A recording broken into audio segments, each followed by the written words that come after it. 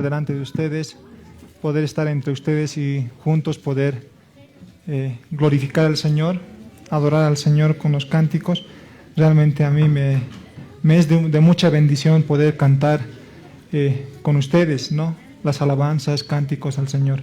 Y espero que de igual manera sea también para ustedes, ¿no? Que ustedes puedan sentirse animados, confortados cuando nos vemos como iglesia, poder cantar al Señor.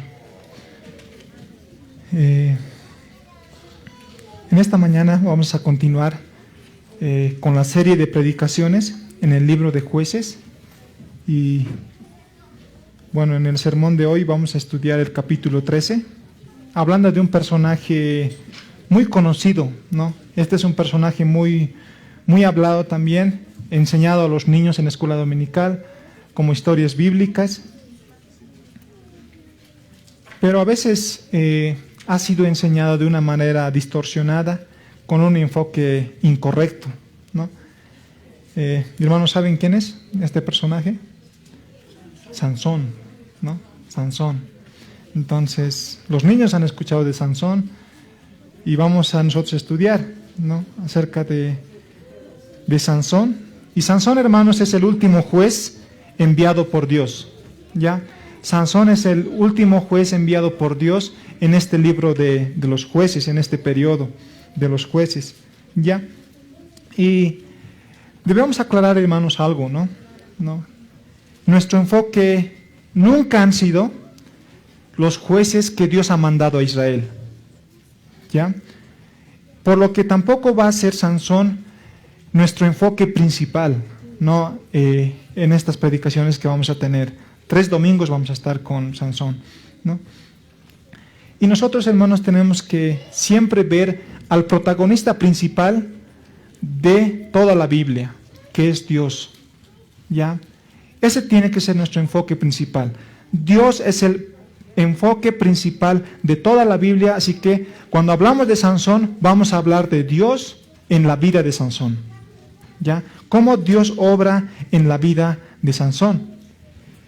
Y así también tenemos que, hermanos, interpretar toda la Biblia, ¿ya?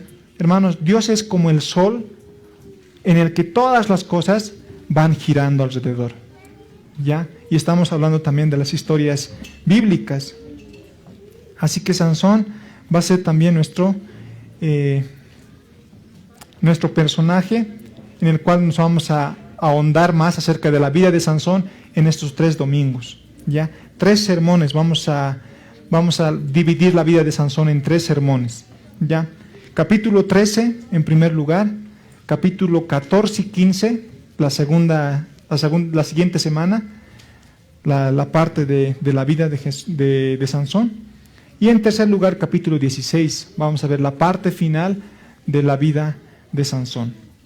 Entonces, capítulo 13, hermanos, vamos a ver la preparación del nacimiento de Sansón, ¿ya? Capítulo 14 y 15, la siguiente semana vamos a ver acerca de la vida de Sansón. Y el capítulo 16, de aquí a 2 semanas, vamos a ver la victoria en la muerte de Sansón, ¿no? La última parte de la vida de Sansón. Y hoy vamos a ver la primera etapa de su vida, ¿no? Hablando acerca de la preparación del nacimiento de Sansón. Entonces, hermanos, les invito a que puedan buscar en sus Biblias Jueces capítulo 13. Jueces capítulo 13. Tiene 25 versículos. Yo se los voy a leer, ¿ya? Para ustedes me siguen con la vista y después vamos a orar. Dice: los hijos de Israel volvieron a hacer lo malo ante los ojos de Jehová, y Jehová los entregó en mano de los filisteos por 40 años. Y había un hombre en Sora, de la tribu de Dan, el cual se llamaba Manoa, y su mujer era estéril y nunca había tenido hijos. Y a esta mujer apareció el ángel de Jehová y le dijo: he aquí que tú eres estéril y nunca has tenido hijos, pero concebirás y darás a luz un hijo. Ahora pues no beberás vino ni sidra, ni comas cosa inmunda, pues he aquí que concebirás y darás a luz un hijo, y navaja no pasará sobre su cabeza, porque el niño será nazareo a Dios desde su nacimiento. y él comenzará a salvar a Israel de mano de los filisteos. Y la mujer vino y se lo contó a su marido, diciendo: un varón de Dios vino a mí, cuyo aspecto era como el de aspecto de un ángel de Dios, temible en gran manera. Y no le pregunté de dónde ni quién era, ni tampoco él me dijo su nombre. Y me dijo: he aquí que tú concebirás y darás a luz un hijo. Por tanto, ahora no bebas vino ni sidra, ni comas cosa inmunda, porque este niño será nazareo a Dios desde su nacimiento hasta el día de su muerte. Entonces oró Manoa a Jehová y dijo: ah, Señor mío, yo te ruego que aquel varón de Dios que enviaste vuelva ahora a venir a nosotros y nos enseñe lo que hayamos de hacer con el niño que ha de nacer. Y Dios oyó la voz de Manoa, y el ángel de Jehová volvió otra vez a la mujer, estando ella en el campo. Mas su marido Manoa no estaba con ella. Y la mujer corrió prontamente a avisarle a su marido, diciéndole: mira, que se me ha aparecido aquel varón que vino a mí el otro día. Y se levantó Manoa y siguió a su mujer. Y vino al varón y le dijo: ¿eres tú aquel varón que habló a la mujer? Y él dijo: yo soy. Entonces Manoa dijo: cuando tus palabras se cumplan, ¿cómo debe ser la manera de vivir del niño? ¿Y qué debemos hacer con él? Y el ángel de Jehová respondió a Manoa: la mujer se guardará de todas las cosas que yo le dije. No tomará nada que proceda de la vid, no beberá vino ni sidra, y no comerá cosa inmunda. Guardará todo lo que le mandé.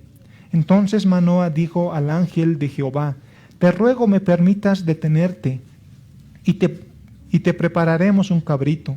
Y el ángel de Jehová respondió a Manoa: aunque me detengas, no comeré de tu pan, mas si quieres hacer holocausto, ofrécelo a Jehová.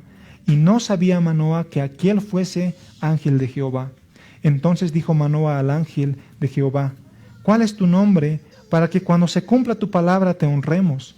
Y el ángel de Jehová respondió: ¿por qué preguntas por mi nombre, que es admirable? Y Manoa tomó un cabrito y una ofrenda y lo ofreció sobre una peña a Jehová. Y el ángel hizo milagro ante los ojos de Manoa y de su mujer, porque aconteció que cuando la llama subía del altar hacia el cielo, el ángel de Jehová subió en la llama del altar ante los ojos de Manoa y de su mujer, los cuales se postraron en tierra. Y el ángel de Jehová no volvió a aparecer a Manoa ni a su mujer. Entonces conoció Manoa que era el ángel de Jehová. Y dijo Manoa a su mujer: ciertamente moriremos, porque a Dios hemos visto. Y su mujer le respondió: si Jehová nos quisiera matar, ¿no aceptaría de nuestras manos el holocausto y la ofrenda? Ni nos hubiera mostrado todas estas cosas, ni ahora nos habría anunciado esto. Y la mujer dio a luz un hijo, y le puso por nombre Sansón. Y el niño creció, y Jehová lo bendijo. Y el espíritu de Jehová comenzó a manifestarse en él en los campamentos de Dan, entre Sora y Estaol. Vamos a orar. Amantísimo Padre Dios, estamos delante de ti, y después de haber leído tu palabra, te rogamos, te imploramos, te suplicamos que nos ayudes a poder comprenderla, y a través de tu palabra tu nombre sea exaltado, tú seas honrado en nuestros corazones. Que toda la iglesia aquí presente y aquellos que están escuchando por la internet, te rogamos que te puedan bendecir, Señor. Que tú realmente seas el único exaltado en esta enseñanza, en esta predicación. Señor, te ruego que nos asistas a nosotros porque somos débiles. Te ruego que me asistas, Señor, en mi debilidad. Utilízame como un instrumento tuyo, Señor, para hablar a tu pueblo. Y te ruego también por tu pueblo, Señor, para que tú abras su entendimiento, abras, Señor, su corazón para poder atesorar ahí tu palabra. Tu nombre sea exaltado en el nombre de Jesús. Te lo pedimos y te agradecemos. Amén. Amén. Bueno, queridos hermanos, estamos en el capítulo 13 Y hasta el capítulo 12 hemos visto acerca de la fidelidad de Dios a su pacto, ¿no? Que aunque Israel era rebelde, era pecador, Dios obraba en su pueblo. Dios obraba en su pueblo y algo que por general se ve en el libro de Jueces es un ciclo, ¿no? Que con el pastor Simón íbamos mencionando cada vez que se iba repitiendo un ciclo, ¿no?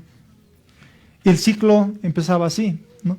Israel pecaba, Dios levantaba a un enemigo para que lo oprima como parte de su juicio, ¿ya? El pueblo clamaba a Dios, Dios enviaba a un juez, a un libertador que los librase de sus enemigos y Dios libraba a su pueblo de sus enemigos por medio de este libertador. El juez después moría y el pueblo nuevamente pecaba, se olvidaba de las maravillas de Dios. Ese es el ciclo que se va repitiendo, ¿no? Y en cada ciclo tiene sus particularidades, como en este ciclo que vamos a ver ahora, ¿no? Entonces, Dios enviaba un juez y en esta ocasión lo va a enviar también, ¿no? Lo va a enviar también. Entonces el pueblo pecaba, olvidaba las maravillas de Dios y así empezaba un nuevo ciclo. Y el capítulo 13 empieza un nuevo ciclo, ¿ya? Un nuevo ciclo. Y eso es lo que vamos a ver en el capítulo 13 en adelante. He titulado este sermón, Sansón, un libertador enviado por Dios. Para los que toman apuntes, título de este sermón, Sansón, un libertador enviado por Dios, que consiste en 3 partes, ¿no? Versículo 1, vamos a ver el primer encabezado, Sansón, un libertador enviado por la gracia de Dios. Sansón, un libertador enviado por la gracia de Dios. En segundo lugar, versículos 2 al 7, vamos a ver Sansón, un libertador enviado por un milagro de Dios. Sansón, un libertador enviado por un milagro de Dios. Versículos 2 al 7. Y en tercer lugar, vamos a ver versículo 8 al 25, Sansón, un libertador enviado por la palabra de Dios. Sansón, un libertador enviado por la palabra de Dios. Versículo 8 al 25. Entonces vamos a irnos con el primer encabezado. Sansón, un libertador enviado por la gracia de Dios. Y nuevamente vamos a dar lectura al versículo 1 solamente. Y dice así: los hijos de Israel volvieron a hacer lo malo ante los ojos de Jehová, y Jehová los entregó en mano de los filisteos por 40 años. Por 40 años. Hermanos, el pueblo de Israel nuevamente está en pecado. Nuevamente está en pecado, haciendo lo malo ante los ojos de Jehová, nos dice la palabra. Nuevamente comienza un ciclo. Y si recordamos el ciclo, ¿qué continúa después del pecado del pueblo? El pueblo peca, Dios levanta un enemigo, ¿ya? Para que los oprima como parte de su juicio por su pecado, ¿no? Y aquí dice que Jehová los entregó en mano, dice, de los filisteos por 40 años, ¿no? Así que por el pecado de Israel, Dios levanta a los filisteos, que eran los enemigos de Israel, ¿ya? Para que los opriman. Pero hay algo distinto en este ciclo, como yo les decía. Cada ciclo tiene su particularidad. Y hay algo distinto aquí, ¿no? Y en primer lugar vamos a ver que el tiempo es de 40 años. 40 años los filisteos están oprimiendo al pueblo de Israel. ¿Ya? Es un periodo largo. En segundo lugar, es que en este ciclo de pecado no hay un clamor por parte del pueblo de Israel.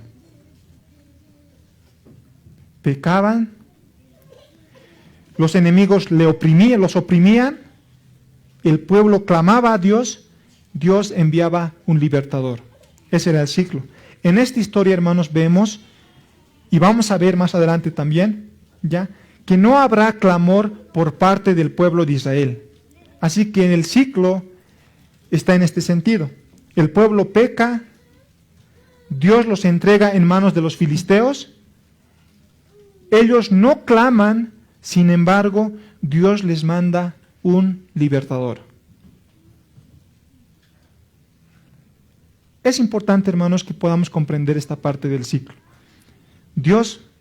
El pueblo pecaba, Dios levantaba a los enemigos como castigo de su pecado, ¿ya? El pueblo sufría, clamaba a Dios, Dios mandaba un libertador. Pero en esta ocasión, el pueblo peca, ¿ya? El pueblo peca, Dios levanta al enemigo, que son los filisteos, el pueblo no clama, pero Dios levanta un libertador. Dios les envía un libertador. Este libertador es Sansón. Sansón era el último juez de ese periodo. ¿Ya? En el tiempo o en el periodo en el que Israel realmente es bien rebelde. Es la etapa más desastrosa, más negra que el pueblo de Israel tiene en la historia. El tiempo de los jueces. Y es en ese tiempo que Sansón viene como último juez, ¿no? Después ya viene lo que es Samuel, que sería prácticamente el último juez, sin embargo que no se encuentra en este libro de los jueces. Pero en este libro, en esta etapa, en este periodo desastroso, en este periodo negra del pueblo de Israel, Sansón es el último juez. Hermanos, algo que nosotros decíamos es que ninguno de estos jueces que Dios había enviado a Israel era el juez perfecto, ¿no? Veíamos a jueces, y ninguno era perfecto. Ninguno era aquel que el pueblo necesitaba. Dios había enviado a Israel, ya, jueces en diferentes tiempos ante diferentes enemigos, pero ninguno de ellos era el juez perfecto. Ninguno era el juez que necesitaba el pueblo de Israel. Israel quería un juez, ¿no? Necesitaba un juez que supliera lo que ellos necesitaban, pero ninguno de los anteriores era el indicado. Hubo un momento, inclusive, en el que el pueblo de Israel creía que ya casi lo había conseguido, de tener ese juez perfecto. ¿Se acuerdan quién era más o menos? Gedeón. Gedeón era, probablemente ya casi decía más o menos el pueblo de Israel. ¿Por qué? Porque el pueblo le había dicho, sé nuestro rey, sé nuestro rey. Y cuando tú mueras, tu hijo reinará sobre nosotros. Y cuando tu hijo muera, tu nieto reinará sobre nosotros, etcétera, etcétera y etcétera. Y se iba a hacer una dinastía. Ellos esperaban a alguien que sea ese juez, que siempre esté con ellos defendiéndoles ante sus enemigos, proveyéndoles todo lo que ellos necesitaban. Ellos querían a alguien que estuviera con ellos, pero ninguno era el perfecto. Ninguno de los jueces era el perfecto. Hermanos, cuando nosotros tenemos ya toda la Biblia, podemos estudiar, leer toda la Biblia, sabemos cuál es el final, ¿no?, de la historia. Y sabemos quién realmente es el juez perfecto. Aquel rey perfecto que ellos necesitaban. ¿Y cómo concluíamos, hermanos? ¿Quién era ese rey perfecto que todos necesitaban? Nuestro Señor Jesucristo. Nuestro Señor Jesucristo es el rey, es el juez perfecto que el pueblo de Israel necesitaba y que nosotros necesitamos, ¿no? Sin embargo, hermanos, ellos no sabían esta noticia. Ellos no lo sabían y estaban todavía esperando un juez perfecto. Hermanos, si nosotros nos subimos a una máquina del tiempo y nos vamos a ese tiempo y nos adentramos en la historia, por un lado, no sabemos que Jesús había sido aquel a quien esperábamos, ¿ya? Por un lado, no vamos a saber que Jesús había sido aquel juez. Nosotros como pueblo vamos a seguir esperando a aquel juez que nos va a libertar de los enemigos, ¿ya? Por otro lado, conocemos que el último juez que Dios enviaría a Israel sería este, el que va a venir. ¿Ya? Dos cosas. ¿Ya? Hasta ahí. Entonces, sería para nosotros, hermanos, mucha expectativa. Miren, nosotros como pueblo estamos esperando un juez. ¿Ya? Ninguno de los anteriores eran. Pero también sabemos que este juez que va a ser último, probablemente sea el perfecto. Y les recuerdo, hermanos, no sabemos que Jesús es el juez perfecto, ya en la historia. Y estamos esperando a alguien, pero sí sabemos que va a ser el último. ¿Cuál va a ser nuestro pensamiento? De decir, este va a ser el que estábamos esperando, porque es el último, ya no hay más. Entonces nosotros tenemos grande expectativa ante esta persona que va a nacer, ante este libertador que Dios va a enviar. Que definitivamente iba a libertar a Israel. Hermanos, algo que nosotros aquí vemos, que la Biblia nos muestra, es que este libertador enviado por Dios, no es el resultado de un clamor. ¿Ya? No es el resultado de un clamor del pueblo de Israel. Algo que debemos aquí aprender de estos pasajes, hermanos, es que Dios no enviaba un libertador porque el pueblo clamaba. ¿Ya? Dios no enviaba un libertador porque el pueblo clamaba, sino solo por su gracia, solo por su misericordia y por su fidelidad. En algunas ocasiones vemos que el pueblo clamaba y Dios enviaba un juez, pero no era en respuesta o como respuesta de Dios por el clamor del pueblo de Israel. Es algo que nosotros tenemos que considerar. Dios no responde como resultado del clamor, ¿ya? Sino solamente por su gracia. Dios enviaba al juez solamente por pura misericordia. Así que debemos estar nosotros seguros de que Dios no enviaba jueces a Israel a causa del clamor de Israel. Eso es lo que nos muestra este ciclo.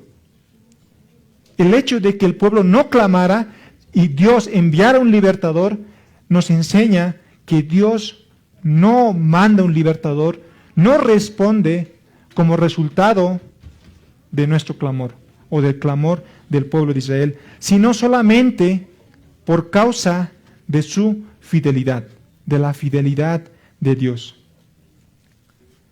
Hermanos, si nosotros pensamos en nosotros, en nuestra vida, las muchas veces, las incontables veces que Dios ha obrado en nuestras vidas, cada uno de ustedes, hermanos, piense en su vida, piense en su historial pasado, todas las cosas que han pasado, y vean cuántas veces Dios ha obrado en ustedes, en sus vidas. Nosotros éramos rebeldes, éramos idólatras, infieles a Dios, pero Dios obró en nosotros en aquel momento solamente por su fidelidad. Solamente por su fidelidad, por su misericordia, por su gracia. Solamente Él obró por su gracia. Hermanos, Dios obra en nuestras vidas sin que nosotros clamemos. Dios obra en nuestras vidas sin la necesidad de que nosotros clamemos. Si Dios te ha dado algo que tú has pedido en tu oración, en tu clamor, Dios ha sanado algo, alguna enfermedad de ti o de algún ser querido, si Dios ha respondido a tu clamor, no es en respuesta a nuestro clamor o a tu clamor, sino Él lo hace en base a su fidelidad, en base a su misericordia, en base a su gracia, en base a sí mismo, de Él, de Dios mismo. Ahora, hermanos, no quiero que me malentiendan, ¿no? Y uno podría preguntar al pastor, entonces, ¿ya no tenemos que clamar? ¿Ya no tenemos que orar? ¿no? Y eso es, hermanos, irse a un extremo, y siempre los extremos son malos, ¿no? Nosotros sí debemos clamar, sí debemos pedir. La Biblia nos dice eso. Sí debemos implorar, rogar a Dios a través de nuestro Señor Jesucristo. Pero debemos comprender que Dios no es la persona que cumple nuestros deseos o nos tiene que responder cuando nosotros queremos. Tenemos que comprender aquello. No debemos entender que nuestro clamor, nuestra oración, son las palabras mágicas que Dios quiere escuchar para que Él obre en nuestras vidas. No. Hermanos, ¿saben por qué lo digo?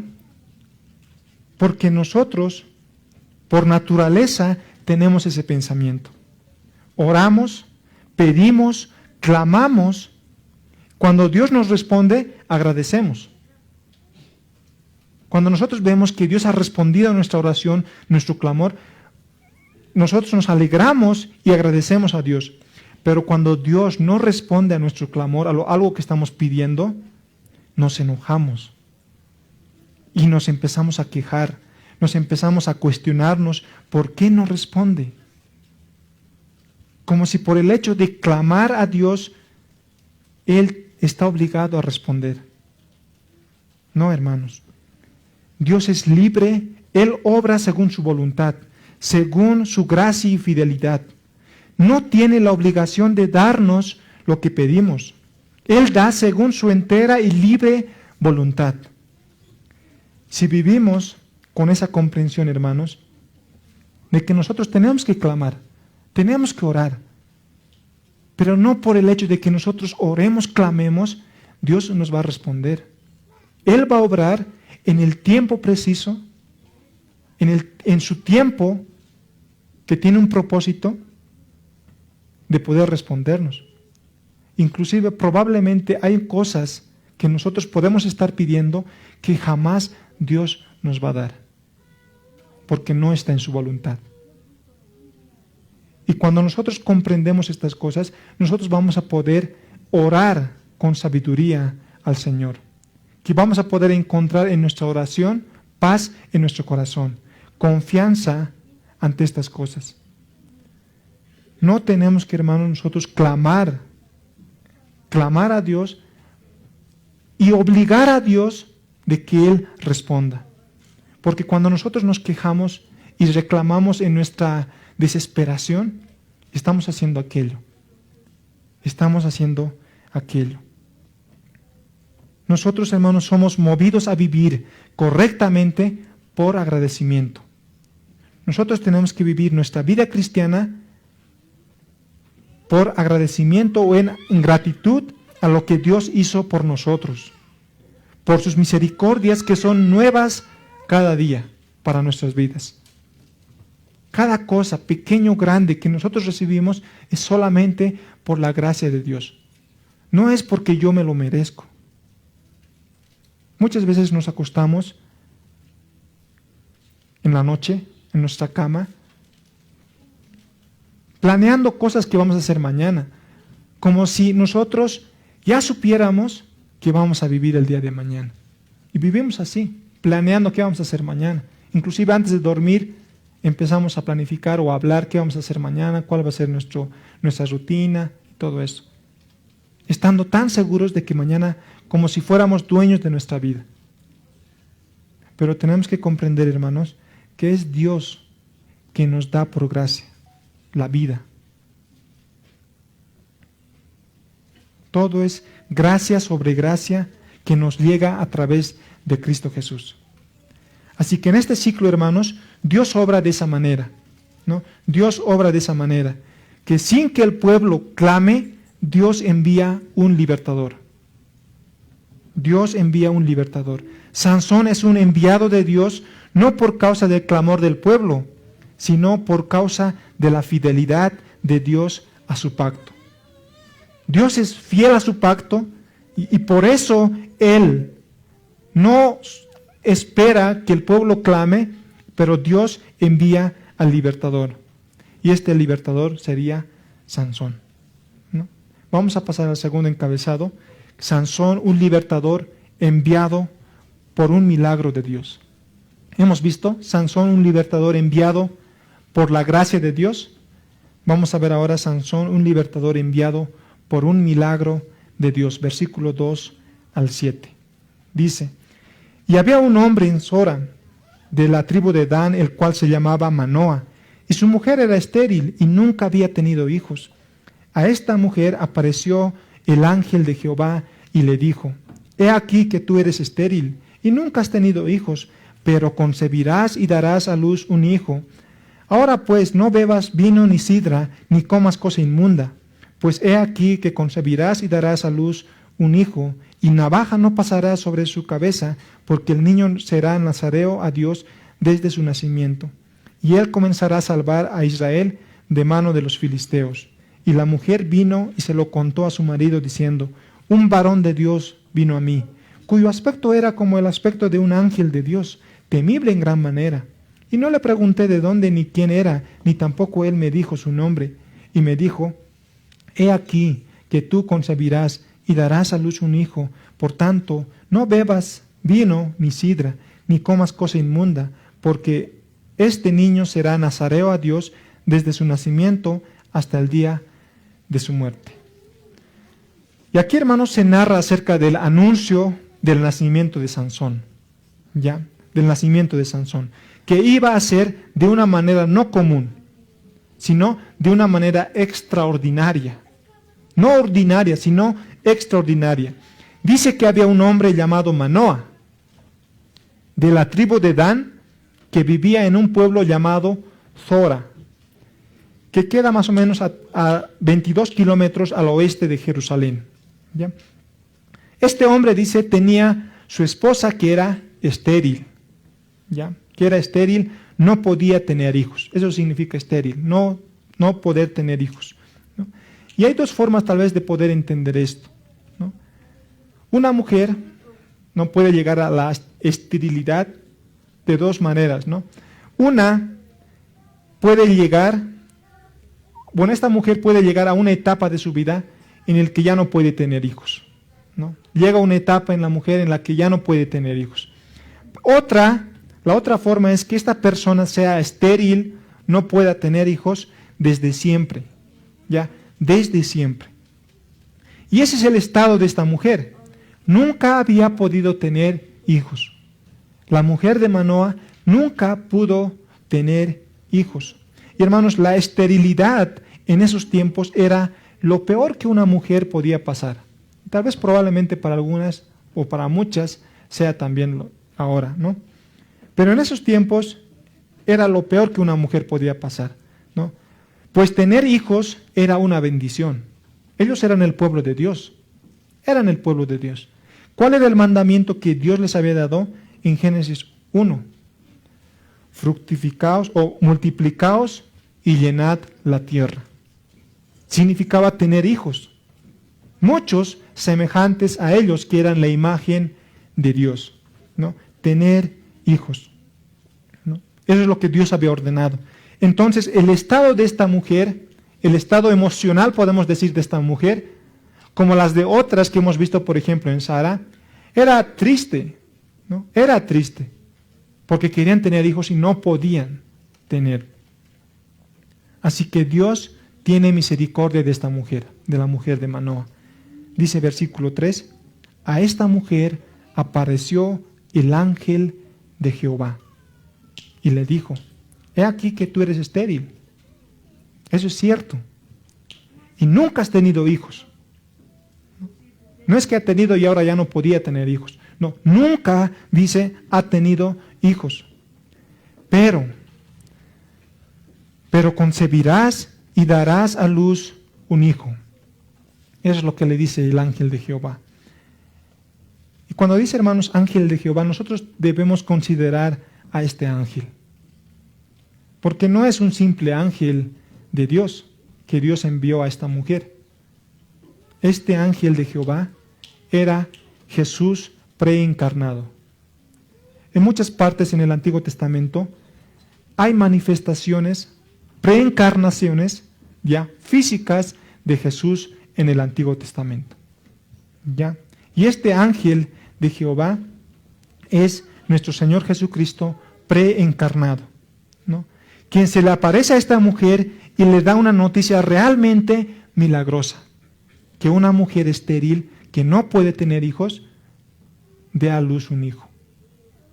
Ese era un milagro, y esa era la noticia que vino a dar este ángel del Señor. El Señor Jesús se le apareció a esta mujer, a la mujer de Manoa, para darle la noticia de un milagro extraordinario, que iba a tener un hijo, que concibiría y daría a luz un hijo. Ahora, hermanos, nosotros tenemos que hacernos una pregunta. ¿Por qué Dios decide traer un libertador de esta forma? Escogiendo no a cualquier mujer que podía tener hijos, sino a una que era estéril. ¿Por qué Dios tiene que escoger a una mujer que es estéril?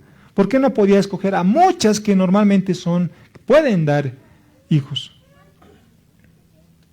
Y si nosotros hacemos un estudio de eso, tenemos que acudir a la Biblia y ver qué mujeres estériles Dios ha escogido en la historia y poder encontrar un común entre ellas. Y vamos a irnos a Sara. Sara era estéril. Tuvo un hijo que se llamaba, hermanos, Isaac. Isaac proviene de esta mujer. Raquel, más adelante. ¿Quién era su hijo? Raquel también era estéril, dice la palabra. ¿Quién era su hijo? José. Más adelante, Ana también era estéril. Lloró al Señor y Dios hizo un milagro en ella. Tuvo un hijo que se llamaba Samuel. Más adelante en el Nuevo Testamento ya vemos un personaje muy importante que vino también de una mujer estéril. Elizabeth. ¿Quién era su hijo? Juan el Bautista. Así que todas las veces que Dios usó a una mujer estéril, era para traer a un hombre que iba a ser de gran bendición para su pueblo.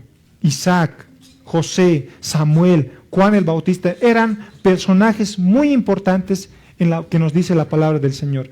Iban a ser hombres de bendición para su pueblo.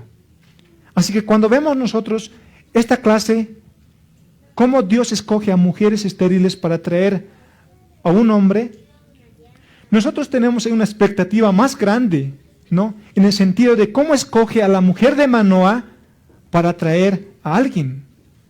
Tú no puedes decir, no, este es cualquiera. No. Iba a ser también un hombre de bendición. Y eso es lo que nos muestra la Biblia. Así que este juez anunciado sería diferente, sería otro, no sería igual a los anteriores. No sería igual a Otoniel, a Od, Gedeón, Jefté, ¿no? los que hemos visto anteriores, y otros más que ahorita no me acuerdo, ¿no? Entonces la madre de Sansón recibe instrucciones bien claras, bien específicas en cuanto a su cuidado durante su embarazo, ¿no? El cuidado, ahora hermanos, no era por un tema alimenticio, ¿no? No era por un tema alimenticio, sino era por causa de una consagración. La mujer de Manoa tenía que cuidar su embarazo, su gestación, porque el niño iba a ser consagrado, o era consagrado. Sansón estaba siendo consagrado desde su vientre, desde el vientre de su madre. Ella tenía que guardar un voto que se encuentra en Números capítulo 6, que se llamaba el voto del nazareato, ¿ya? Porque dice que este niño iba a ser nazareo a Dios desde su nacimiento, hasta su muerte. O sea, todo el tiempo, este niño, este bebé que todavía iba a ser gestante, porque le está diciendo, iba a ser consagrado, iba a ser nazareo. No, ahora hay una tal vez probable confusión, ¿no? De decir nazareno y nazareo, ¿no? Estas dos palabras son diferentes, Cuando escuchamos nazareno, estamos refiriéndonos a alguien que viene de Nazaret, ¿ya? Nazareno. Pero nazareo significa consagración, o alguien consagrado según el voto hecho en Números capítulo 6. Si ustedes van a Números capítulos o se anotan y en la casa lo revisan, ahí dan especificaciones bien claras para este voto, ¿no? Que en resumen es lo que le está diciendo aquí el Señor a la mujer de Manoa, ¿no?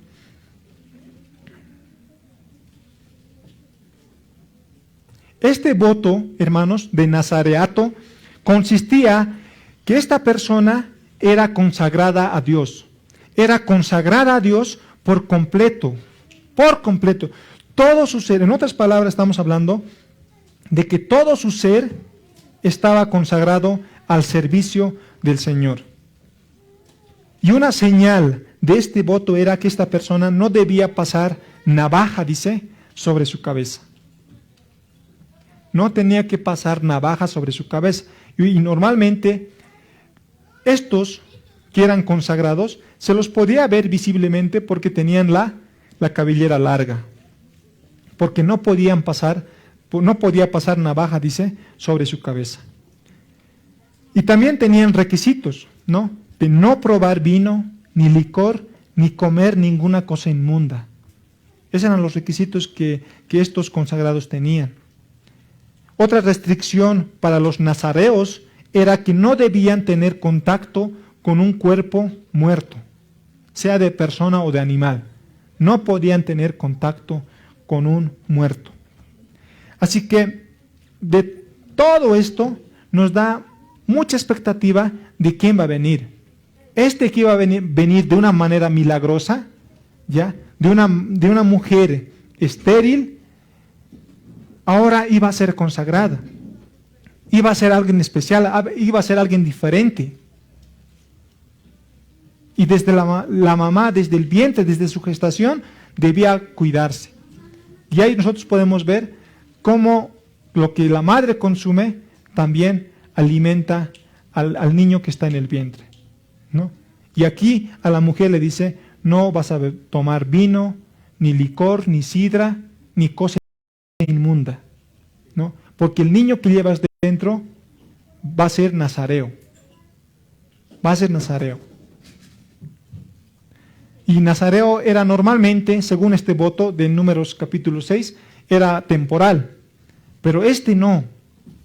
Este iba a ser ya desde su concepción, desde su nacimiento, hasta su muerte. Y eso es lo que nos dice la palabra del Señor. Dice, pues he aquí que concebirás y darás a luz un hijo, y navaja no pasará sobre su cabeza, porque el niño será nazareo a Dios desde su nacimiento, y él comenzará a salvar a Israel de mano de los filisteos. Bueno, más abajo es donde dice, acá está, en versículo 7. Y me dijo, dice, la mujer está contando aquí a su esposo, a Manoa, ¿no? He aquí que tú concebirás y darás a luz un hijo, por tanto ahora, no bebas vino, ni sidra, ni comas cosa inmunda, porque este niño será nazareo a Dios desde su nacimiento hasta el día de su muerte. Así que este iba a ser consagrado completamente, toda su vida y todo su ser. Todo su ser. Y hermanos, aquí quisiera hacer una consideración, ¿no? Una aplicación previa, ¿no?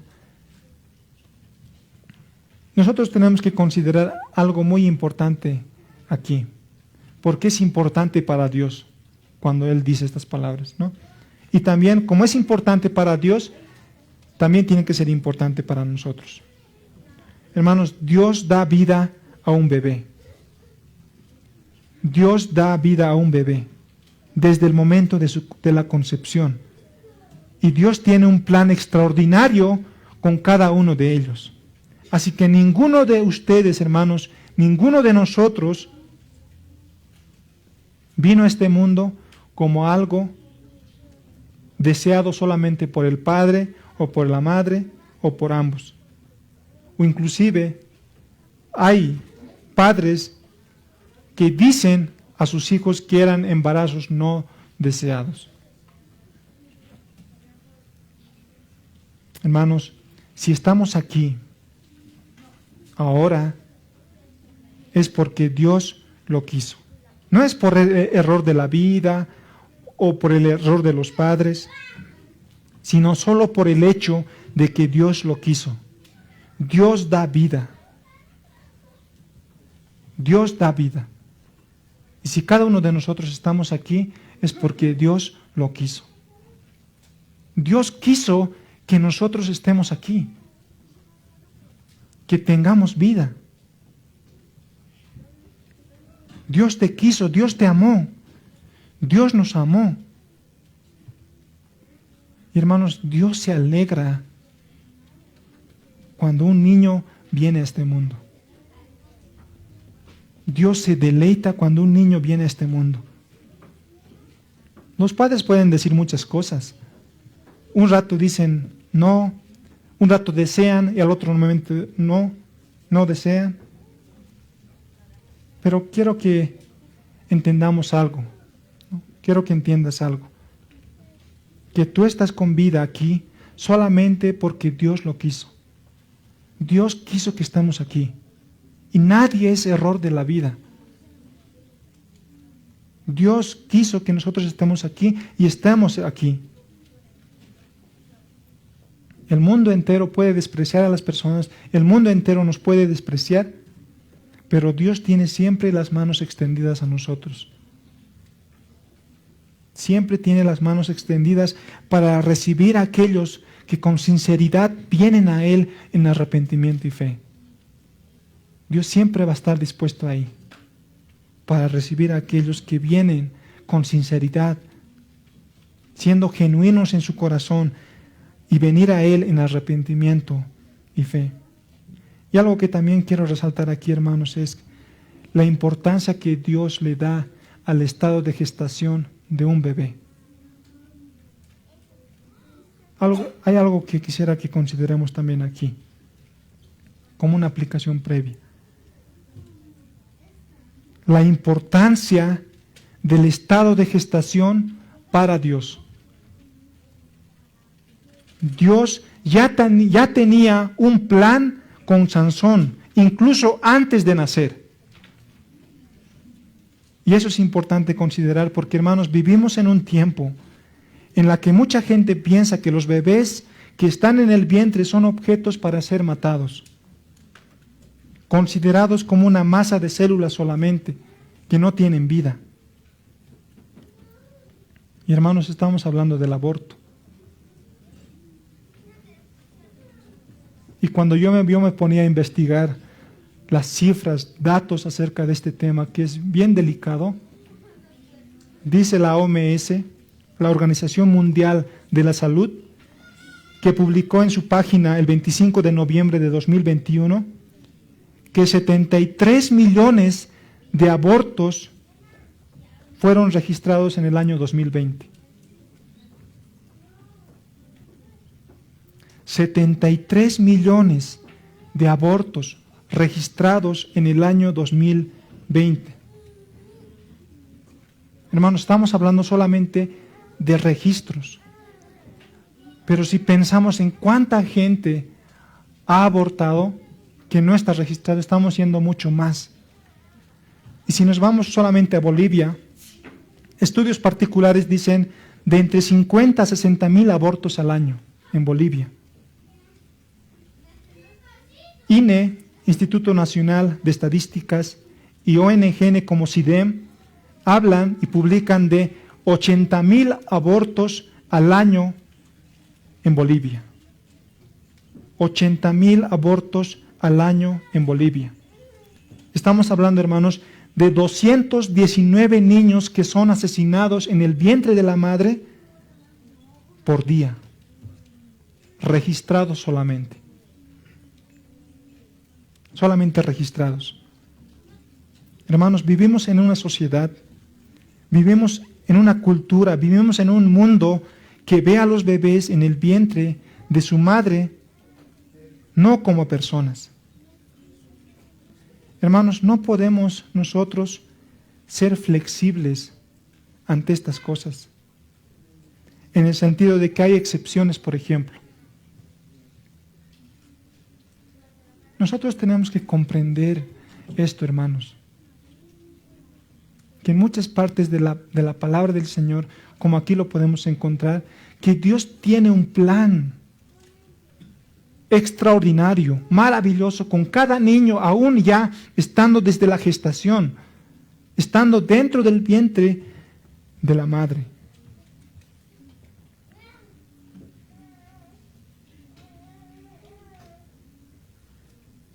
Hermanos, nuestra convicción de lo que es permitido o no, no depende del contexto social, cultural, porque el contexto, hermanos, siempre va a ser cambiante. El contexto siempre va a ser cambiante. Porque unos pueden decir, y hay argumentos que, personas que argumentan, ¿no?, sobre esto y dicen, si el niño es producto, si el bebé es producto de una violación, entonces pueden abortar. Y eso es un contexto. Pero hermanos, nosotros no podemos tener una convicción acerca del aborto solamente por el contexto que es cambiante, sino nosotros tenemos que tener una convicción de lo que está permitido o no de la palabra de Dios. ¿Qué dice la palabra de Dios con respecto al aborto?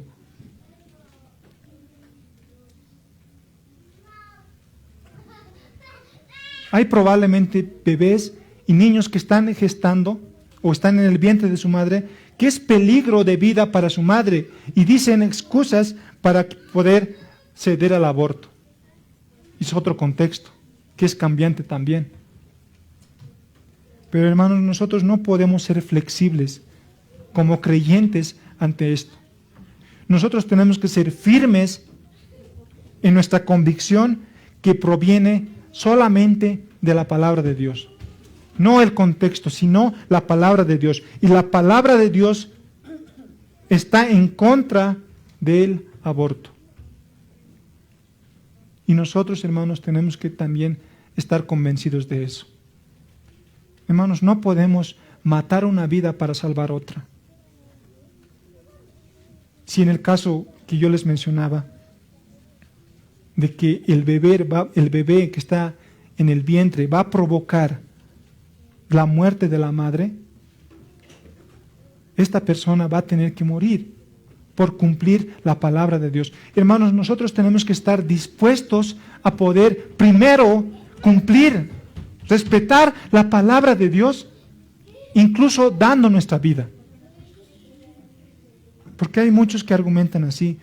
Y hermanos, tanto escuchar nosotros eso en la universidad, en el trabajo, en todo lado, en las noticias, en las redes sociales, nuestra mente puede estar aceptando aquello. Y hermanos, nosotros tenemos que ser cuidadosos en esta parte. Hermanos, el tema del aborto es un tema bien serio. Es un tema que realmente Dios aborrece. A Dios, hermanos, le duele todos los niños que son asesinados dentro del vientre de la madre.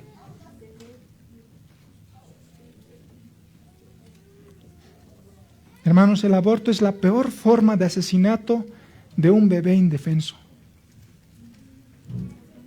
Hermanos, el aborto es la peor forma de matar a un bebé que es indefenso. Poder descuartizar a un bebé dentro del vientre de la madre. Para muchos es un tema de debate el cuándo comienza la vida. Todos pueden decir lo que quieran, pero la verdad lo dice Dios y lo dice en su palabra. Y para Dios, hermanos, comienza la vida en el momento de la concepción. Dios estaba viendo a Sansón como alguien que ya iba a ser consagrado desde el vientre. Y le dice a la mamá que no tome vino, ni sidra, ni cosa inmunda, ni coma cosa inmunda. Y es por eso, hermanos, que rotundamente nos oponemos al aborto. Porque es un asesinato. Es un asesinato a un bebé. Ahora, hermanos, hermanas, y también las personas que nos miran en el internet, si tú has caído en esto,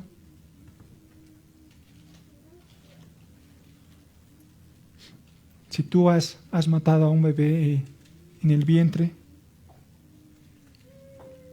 ¿sabes? Eso es un pecado que Dios abomina. Dios abomina este pecado. Pero Dios nos ha dado el Evangelio. Dios nos ha dado el Evangelio. El Evangelio, hermanos, es la esperanza. Es la esperanza para todos nuestros pecados, incluso para el de aborto. El Evangelio, hermanos, nos va a destruir al mostrar que nosotros hemos pecado delante del Señor y merecemos una condenación eterna por causa de nuestro pecado. Pero el Evangelio también nos va a dar una luz de esperanza, que nos va a decir: has pecado, arrepiéntete y confía en mí. Jesús nos va a decir eso a través del Evangelio, a través de su muerte en la cruz. Arrepiéntete y ven a mí. Yo te voy a perdonar de ese pecado que tú has cometido.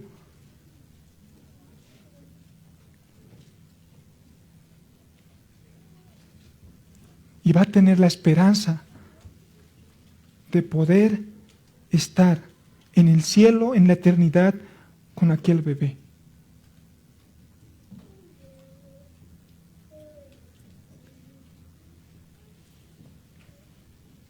Hermanos, el Evangelio subsana, hermanos, todas las cosas que nosotros podemos llegar a caer. El Evangelio soluciona todo problema que el hombre tiene. Nosotros tenemos que ir a Cristo y pedir perdón, ir en arrepentimiento y fe para pedir perdón. Y Él está dispuesto a perdonarnos cuando vamos a Él en arrepentimiento y fe genuina delante de Él.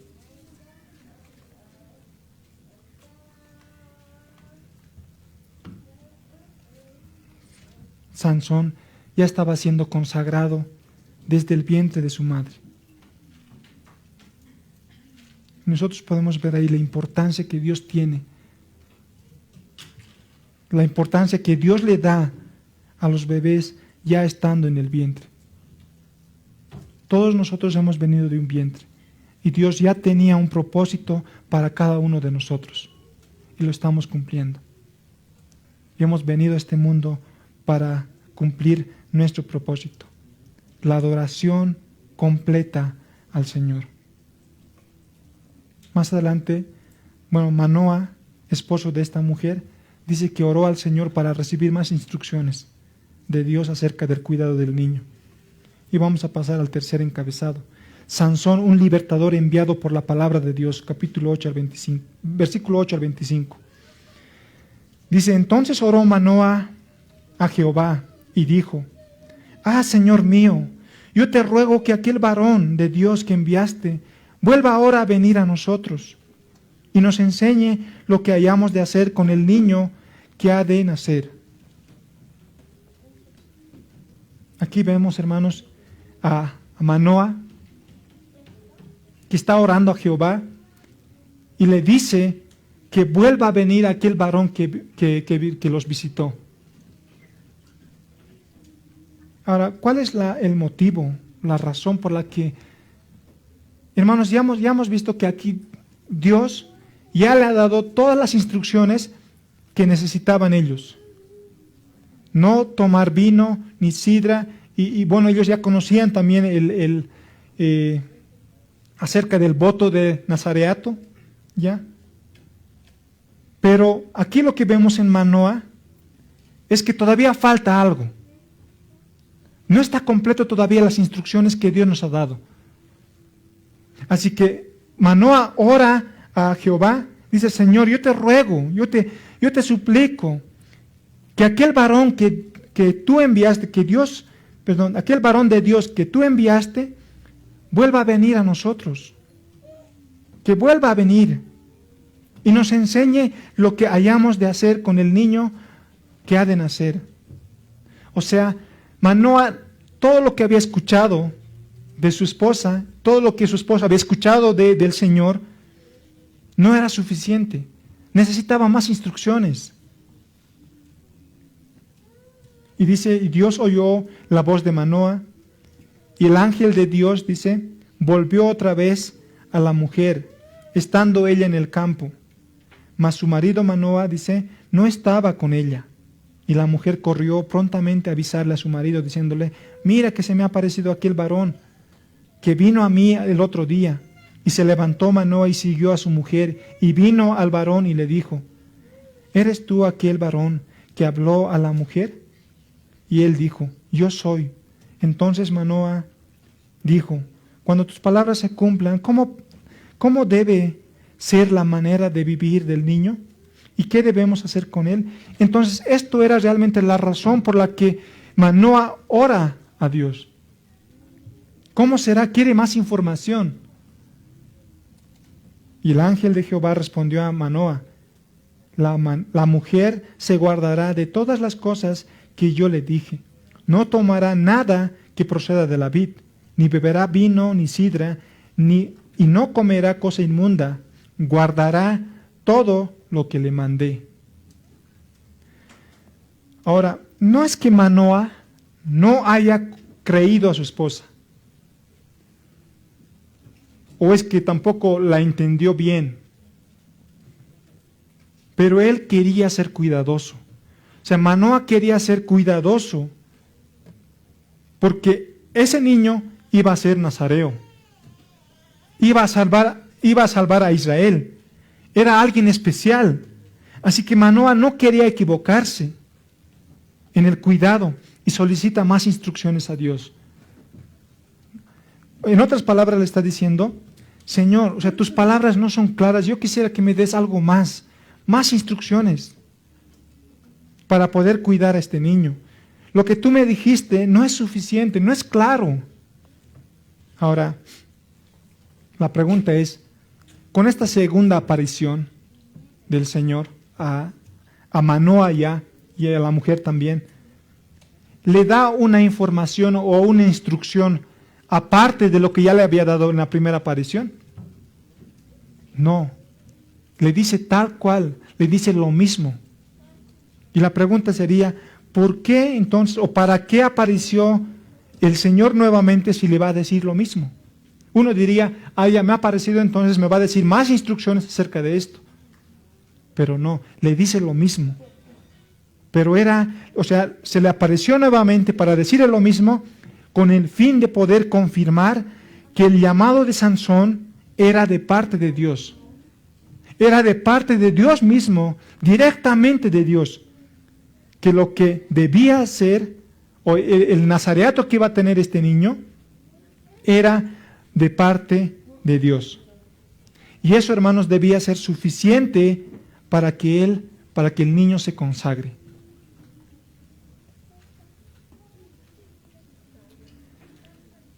Hermanos, ¿cuántos de nosotros nos comportamos como Manoah? Que una vez recibida la palabra de Dios completa, todas las instrucciones de parte de Dios, queremos más. Queremos más instrucciones.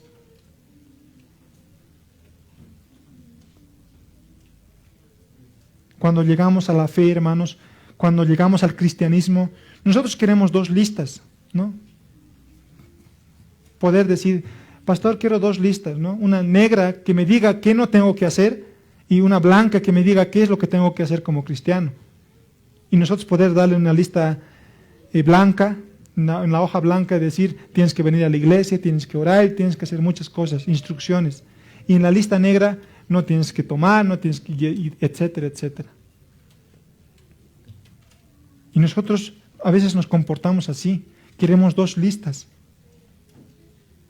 Hermanos, los que son padres aquí y tienen experiencia ya en sus niños, que ya son ya grandecitos, déjenme hacer una pregunta. ¿Cuánta satisfacción ustedes encuentran cuando su niño quiera, dependiente a ustedes, que les digas, esto ponte, eso no te pongas, aquello no, haz aquello, no hagas aquello y todo eso. Y ahora él ya no tiene que recibir instrucciones y simplemente las hace las que tiene que hacer y las que no tiene que hacer no las hace. Y ya se vuelve más independiente. ¿Cuánto como padres ustedes, cuánta satisfacción ustedes encuentran en aquello? No tengas la necesidad de decirle, hijo, anda a recoger tu cuarto, o anda a tender tu cama, o anda a limpiar tu cuarto y todo eso. Y ves un día que de repente él solito empieza a vestirse, empieza a limpiar su cuarto, a ordenar su cuarto, a recoger su cuarto, su cama, sin que le digas nada. Uno siente satisfacción. Uno siente satisfacción. Hermanos, para nosotros, como creyentes, qué fácil sería para nosotros vivir una vida cristiana cumpliendo reglas de cosas que tenemos que hacer y cosas que no tenemos que hacer. Pero no, hermanos. El cristianismo, la vida cristiana, no se trata de poder cumplir reglas. No se trata de poder cumplir reglas, sino de una relación genuina con Dios. De eso se trata el cristianismo. No se trata de reglas, sino se trata de una relación íntima, genuina con Dios. Una vida que se vive motivada por lo que Dios es y una vida que vive motivada por lo que Dios ha hecho por nosotros. Cuando cumplimos reglas, hermanos, cuando cumplimos reglas y reglas y reglas,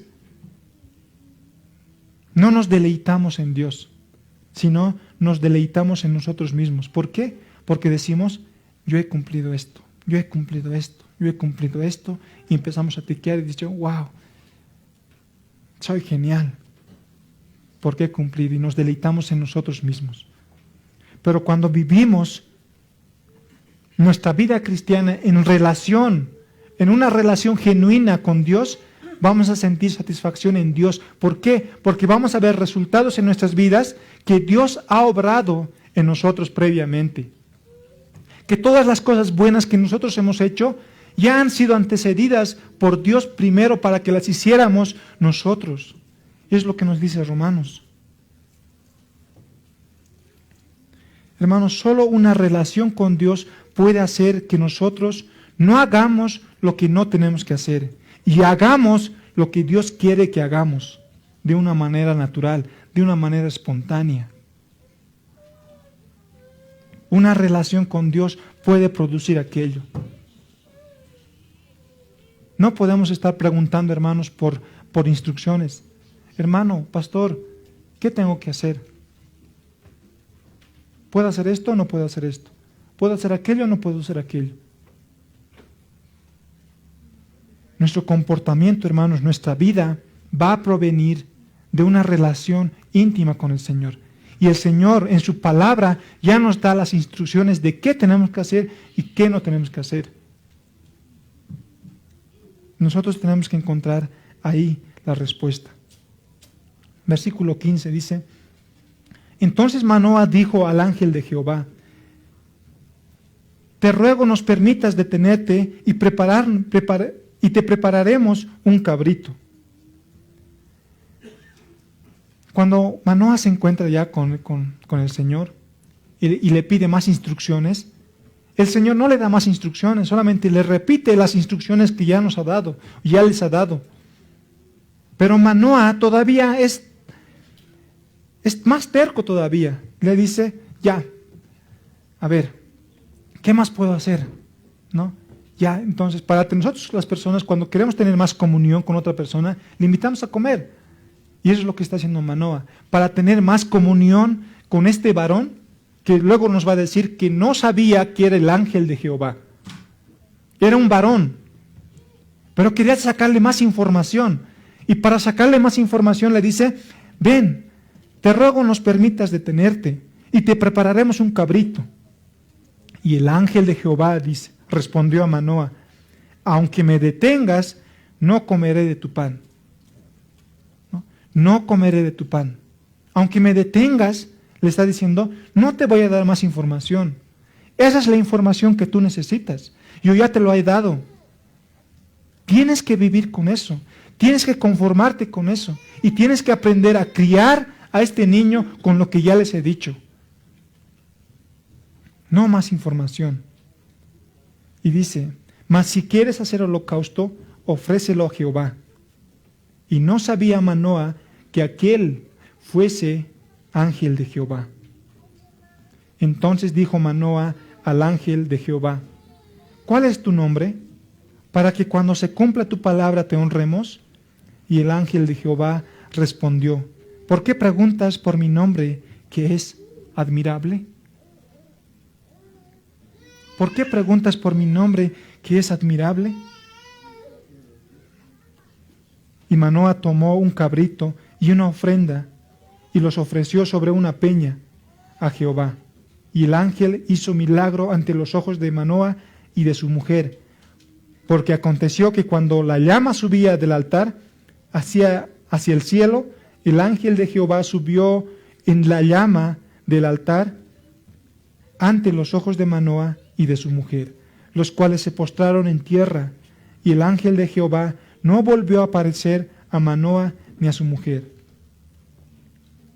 Entonces conoció Manoah que era el ángel de Jehová, y dijo Manoah a su mujer, ciertamente moriremos, porque a Dios hemos visto. Porque a Dios hemos visto. Y su mujer le respondió, si Jehová nos quisiera matar, no aceptarían de nuestras manos el holocausto y la ofrenda, ni nos hubiera mostrado todas estas cosas, ni ahora nos habría anunciado esto. Hermanos, entonces, según este contexto, nosotros podemos afirmar lo que al inicio les decía. Este ángel no era cualquier ángel, era nuestro Señor Jesucristo preencarnado que se le aparece a Manoah y su mujer. Y hace el milagro extraordinario que solamente Dios puede hacer. Ellos podían morir porque habían visto a Dios, pero Dios tuvo misericordia. Dios tuvo gracia. Dios tuvo gracia con ellos. Ya después de tiempo, versículo 24, dice, y la mujer dio a luz un hijo, y le puso por nombre Sansón. Y el niño creció, y Jehová lo bendijo, y el espíritu de Jehová comenzó a manifestarse en él, en los campamentos de Dan, entre Zora y Estaol. Hermanos, en todo este relato de un nacimiento extraordinario, de la venida de este nacimiento, todo esto, hermanos, apunta a un nacimiento realmente sobrenatural, realmente único y extraordinario. El verdadero libertador. Todo esto, hermanos, apunta a un verdadero libertador, a un nacimiento extraordinario de un libertador enviado por gracia. Un verdadero libertador que vendría de una manera milagrosa y que estaba escrita en la palabra de Dios, nuestro Señor Jesucristo. Nuestro Señor Jesucristo, hermanos, vino de una manera extraordinaria, en un lugar extraordinario y con una misión extraordinaria. Y nosotros conocemos la historia. Él vino de una manera inesperada, nació en un lugar inesperado, en un establo, para hacer algo inesperado por la gente de esa época, que era salvar a su pueblo. Jesús nació, Él vivió como el mejor hijo que uno puede tener, que no nos podemos imaginar porque nunca va a existir ese hijo así en este mundo.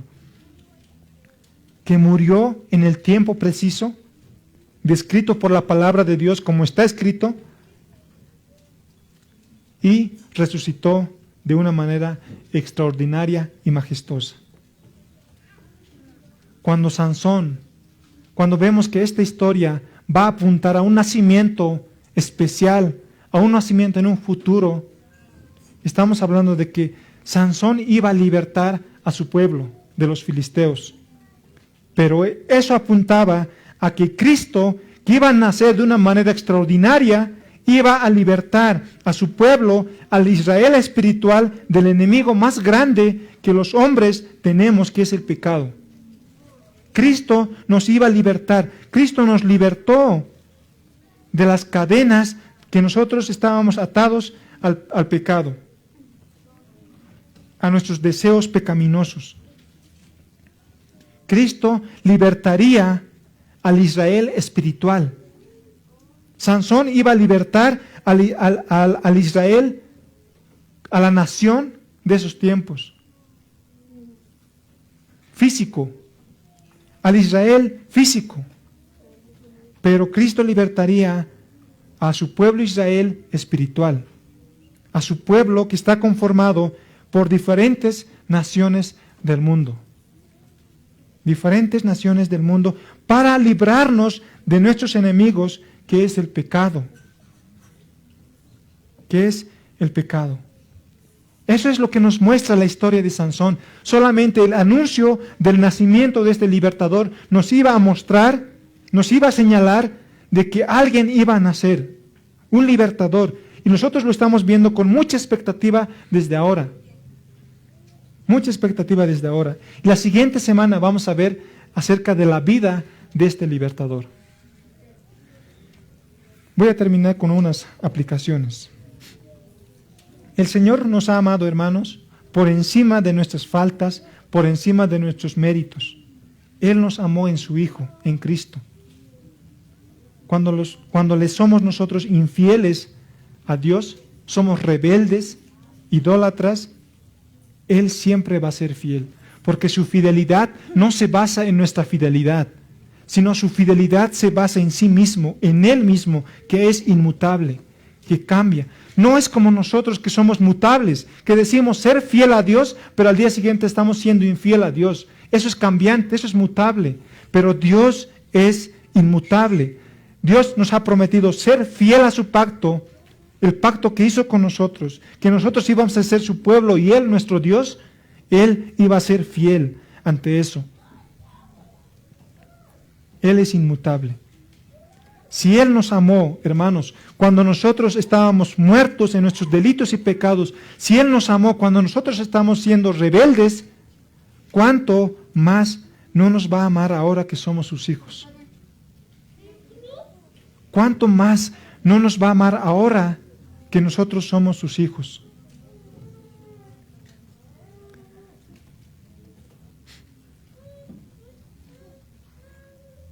Hermanos, otra cosa que también quiero considerar aquí es el llamado al servicio a Dios. El llamado, hermanos, al servicio a Dios requiere consagración. Requiere consagración. Dios no espera que nosotros seamos perfectos y sin pecado, pero sí espera que aquellos que desean servirle vivan vidas piadosas. Hermanos, si tú quieres servir a la iglesia en cualquier área de servicio, hermanos, todos nosotros somos llamados a servir. Y servicio no solamente hablamos a los que están acá adelante enseñando. En todo momento nosotros podemos servir de diferentes maneras.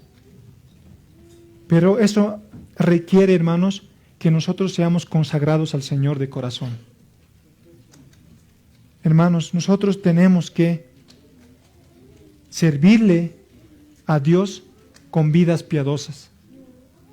No podemos querer servir a Dios, pero vivir una vida de impiedad, de pecado. Si nosotros queremos servir a Dios de corazón, tenemos que buscar la santidad, tenemos que buscar la piedad, luchar permanentemente con el pecado buscando santidad. Dios no requiere perfectos y sin pecados, pero sí requiere que aquellos que quieren servirle sean santos, que busquen la santidad, que sean consagrados al Señor. Hermanos, si debemos clamar lo tenemos que hacer. Si debemos pedir, lo tenemos que hacer. Si tenemos que implorar al Señor, lo tenemos que hacer. Si tenemos que rogar al Señor, lo tenemos que hacer. Y todas estas cosas, hermanos, siempre lo tenemos que hacer en el nombre de nuestro Señor Jesucristo, a través de nuestro Señor Jesucristo. Pero debemos también comprender lo que ya les había dicho, que Dios no es la persona que cumple nuestros deseos cuando nosotros lo queremos. No debemos entender, hermanos, que nuestra oración, nuestro clamor, son las palabras mágicas que Dios quiere escuchar para que Él obre en nosotros. No, hermanos. No tenemos que pensar de esa manera.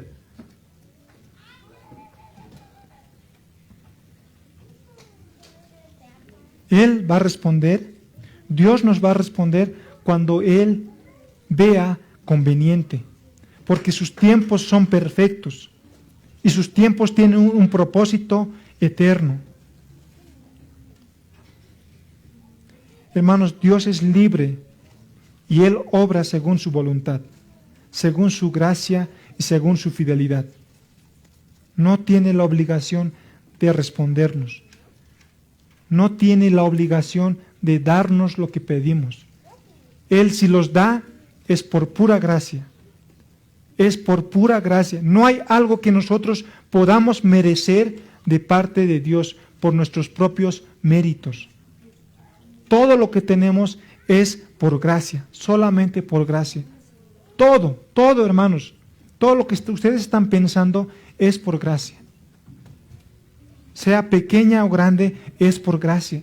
Es un regalo de Dios. Es un regalo de Dios. Tampoco podemos, hermanos, pecar porque Dios es fiel con nosotros. Hermanos, no podemos decir, si Dios es fiel, entonces yo pecaré, porque igual al final me va a perdonar. Hermanos, no podemos pensar así. Y si estás pensando así, es que tienes que revisar tu fe, si realmente eres creyente. El hecho de que Dios es fiel no nos da licencia, hermanos. El hecho de que Dios sea fiel a su pacto, a su pueblo, no nos da licencia para que nosotros pequemos. Romanos dice ante esto, en ninguna manera. ¿Pecaremos para que la gracia de Dios abunde? ¿Para que la gracia de Dios se vea todavía más grande? ¿Tenemos que pecar? No. El apóstol Pablo dice, en ninguna manera, rotundamente no. ¿Cómo se les ocurre pensar eso? Y eso es lo que les dice a los romanos. El que tiene el Espíritu Santo, hermanos, el que tiene el Espíritu Santo en nosotros, cuando nosotros hemos creído, el Espíritu dice la palabra que nosotros somos templo del Espíritu Santo. Y eso, hermanos, nos mueve a vivir una vida santa. Si tú tienes el Espíritu del Señor, eso te mueve a vivir una vida santa, apartada del pecado. Nosotros tenemos que luchar en contra del pecado.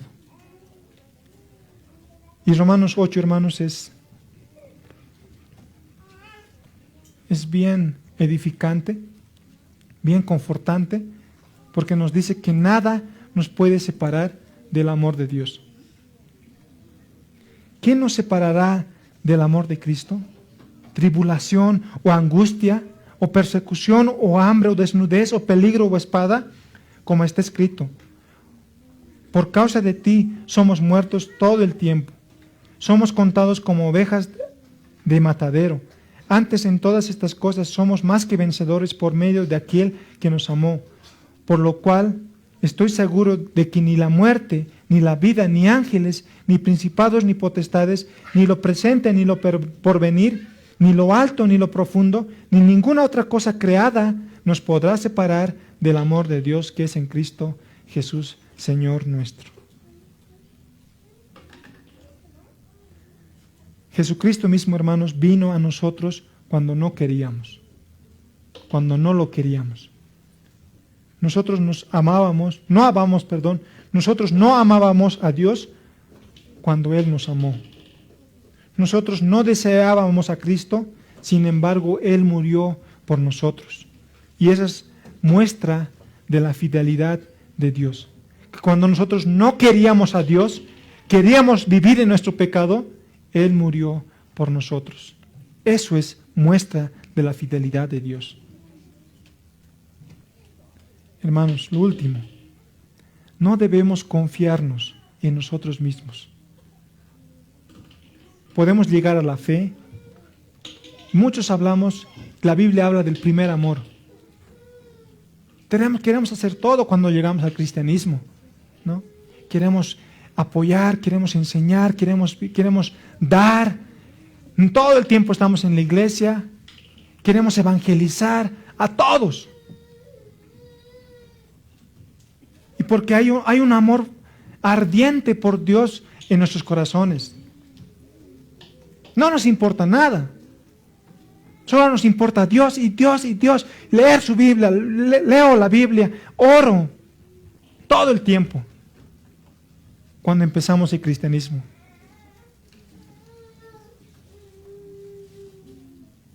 Y es como cuando entramos al trabajo. Cuando entramos al trabajo, todo es nuevo, ¿no? Nos da miedo incluso tocar algunas cosas e ir a algún lugar porque a nadie conocemos, ni a los compañeros que tenemos. Pero cada vez que va pasando el tiempo, inclusive lo hacemos bien, correctamente. Todo como nos han instruido, tenemos que hacer nuestro trabajo. Llegamos puntuales, todo. Pero a medida que va pasando el tiempo, vamos obteniendo más confianza, ¿no? Empezamos un poquito a llegar un minuto tarde, empezamos ya a equivocarnos en palabras, en ortografía, en muchas cosas, porque ya tenemos más confianza. Ya no le hablamos licenciado o licenciada, sino le decimos por su nombre, y empezamos a ganarnos más la confianza. Hermano, Sansón empezó bien, pero a medida que iba creciendo, eso se iba apagando. A medida que nosotros estamos en ese trabajo, empezamos a dejar de hacer el trabajo como debería de ser. Y nosotros cuando empezamos a llegar al cristianismo, hacemos todo, pero empezamos a dejar de hacer. Empezamos a dejar de hacer. Nos estamos apagando espiritualmente. Ya dejamos de evangelizar, ya incluso nos da miedo de evangelizar, nos avergonzamos tal vez del evangelio, nos avergonzamos de compartir el evangelio en el lugar donde estamos. Hermanos, a medida que somos cada vez más maduros, no debemos perder el deseo de servir en aquello que el Señor nos ha llamado. No debemos perder el deseo de poder servir en aquello que Dios nos ha llamado. Y hermanos, si estás perdiendo aquello, estás perdiendo ese amor por el Señor, de cuando tú has empezado tu cristianismo, ora al Señor, pídele al Señor que te devuelva tu primer amor. Esas primeras obras que hacías, ese amor que le tenías a Él, que hacía que tú puedas hacer cosas que demostraban aquello. Que no se apague, hermanos, la llama de tu amor por Dios. Que no se apague la llama de nuestro Dios en nuestros corazones. Que no se apague la llama de nuestro Dios en nuestros corazones. Vamos a orar. Amantísimo Padre Dios, estamos agradecidos, Señor, por este tiempo en el cual tu palabra ha sido leída, Señor, ha sido explicada y también ha sido aplicada en nuestros corazones. Y Padre, te rogamos que puedas guardar tu palabra en nuestro corazón para que pueda alumbrar nuestra vida, para que pueda irradiar, Señor, como una luz brillante delante de los demás. Señor, tú nos has llamado con un propósito. Estamos aquí con un propósito. Estamos en este mundo con vida, a la edad que tengamos, con un propósito. Señor, te rogamos que nos utilices como un instrumento y hagas tu propósito en cada uno de nosotros, en el lugar donde estamos, Señor, a la edad que tengamos. Señor, te Te agradecemos por tu obra, Señor, de sacrificio, por enviar a tu Hijo único para salvarnos a nosotros. Aquel libertador extraordinario que necesitaban y esperaban los israelitas en aquel tiempo, y que ahora nosotros podemos ver por tu revelación, porque tu palabra lo tenemos por completa, Señor, y nos dice que aquel libertador que toda la humanidad necesita, que necesitaban, que necesitamos y que van a necesitar, es solamente nuestro Señor Jesucristo. Ayúdanos, Señor, a poder consagrar nuestra vida como creyentes delante de ti, para que podamos vivir, Señor, para tu gloria y para tu honra. Te ruego, Señor, que nos ayudes a poder comprender que tú ya nos has llamado aún cuando estábamos en el vientre de nuestra madre. Señor, te ruego que tú,